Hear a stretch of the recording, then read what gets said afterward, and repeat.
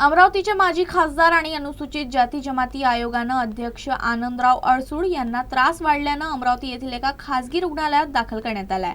डॉक्टरांकडून त्यांच्यावर आवश्यक वैद्यकीय उपचार सुरू करण्यात आले असून त्यांची प्रकृती चांगली असल्याचं डॉक्टरांनी सांगितलं आहे।